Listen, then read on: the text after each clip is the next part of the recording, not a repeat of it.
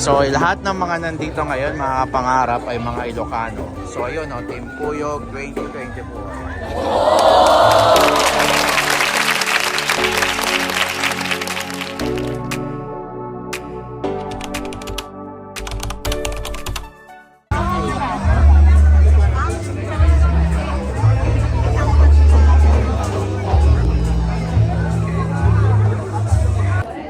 So ayun mga kapangarap, nandito tayo ngayon sa event ng Team Puyog. Bali ito ay samahan ng mga Ilocano dito sa Canada, no?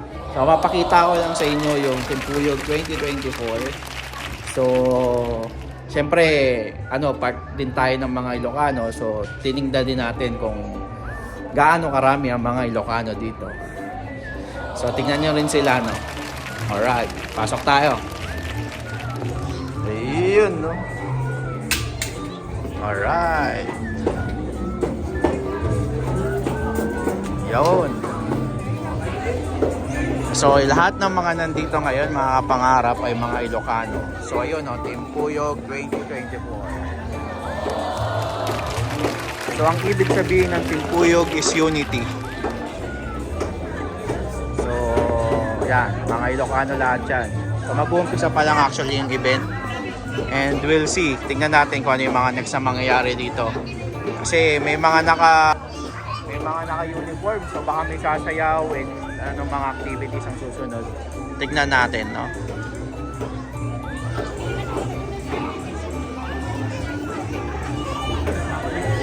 This is our first time na umattend sa ganitong klaseng event ng mga Ilocano, no?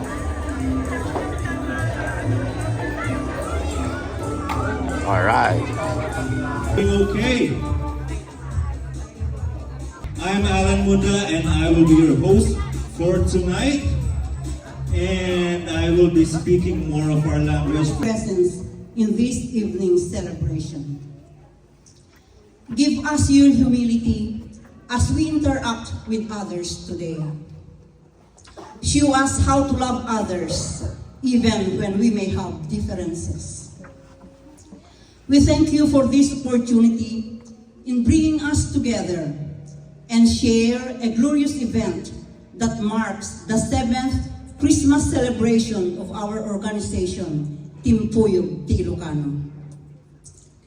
Loving God, give us understanding, patience, energy, strength, health of body and mind, wisdom and faith, so that we can work joyfully and peacefully, knowing that right thoughts and right efforts will bring about right results for the good and success of our organization. A little longer than a few minutes later. Naimbag nga Paskwayo amin nga kailokanman. Imbag umay kayo manon kadwa kanyami na Christmas party ti Team Puyog Ilocano. It's our 7th Christmas party. Isn't that amazing? Round of applause, everybody.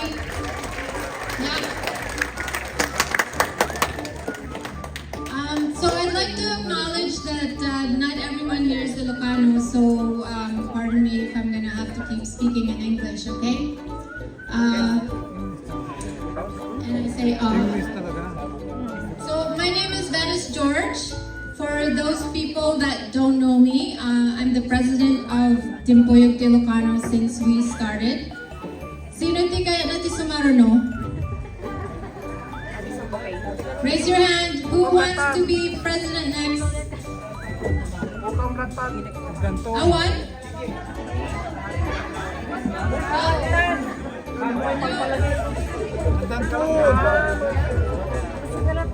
Aman? Anyways, so I see many faces that have always come at our Christmas party. And I thank you for always coming and celebrating Christmas with us. And I see new faces and people that I have not met, but I've met recently through this. Who are the newcomers in Regina? We have a few. Please stand up. Stand up, the new ones, newcomers.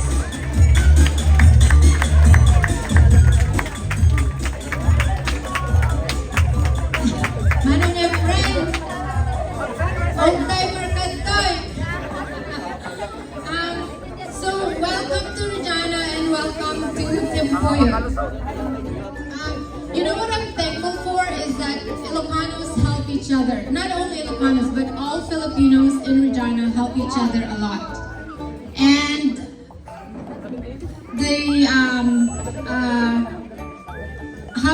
why I say that is because our Timpuyog de Ilocano Christmas party isn't as successful if not for people who donated raffle prizes to make our event successful. If you see all of these things on the stage, these are all donated by businesses owned by Filipinos in Regina. Okay? We will name all the sponsors later on, so I'm not gonna name it one by one. But like I said, I'm proud to be an Ilocano, I'm proud to be a Filipino living in Regina because, like I said, we all help each other, we all know one another, and we know when to lend a helping hand. Okay? So that's one of the things that I'm proud of. So funny enough, it's been like 6 years or 7 years since we last went home. And we went home in February with my family. So I have a 12-year-old daughter. And I speak to her in Ilocano. Because I want her to learn Ilocano. I want her to learn our dialect, right? Tagalog, if she meets somebody in Tagalog, I say speak in English because they all understand that. But Ilocano is something that I hold dear. So when I went home, I thought that she would understand other people. But oddly enough, all the kids her age, and even like someone that are not her age, guess what? They're speaking in Tagalog and in English. So which is fine because when they do migrate to Regina or to wherever places, that's a step because they can speak in English better, right? And understand other Filipino people from Visaya, from wherever, in using Tagalog. That's the beauty of it. So, it's fine. I'm still gonna keep talking to her in Ilocano because that's what we speak in our home. Okay? I won't speak anymore, but thank you again for all coming here. Hopefully you will have a good time tonight. And please, if we haven't spoken or meet, just come and approach me because I can't know everybody. But I am happy to serve you all. And I thank you for all your support with our Christmas party. So have fun. Merry Christmas. Oh, and before I forget, I'm going to call the officers and representatives that helped me organize the whole thing. So start off with Rose Alcantara. If you wouldn't mind coming here, please. You wanna go on top? Go ahead. She is the backbone of all our prizes. I kid you not, she is awesome. Andrea Estoesta, Efren Reyes, Manong Efren, Ate Gina Belgara. Sorry po. Is Ate Arlene Reyes here? Ate Arlene? Dante Collado, Lynn Juan. So these are officers and representatives combined. The ones that are not here, they have other events in for today is Raquel Olad, Imelda Anastasio, and Rowena Asuncion.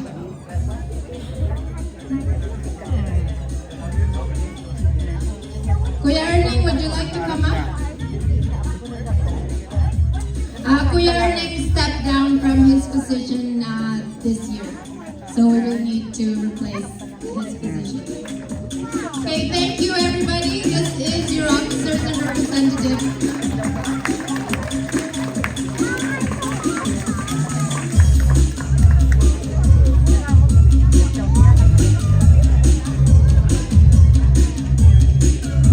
welcome to Team Puyo Christmas Party.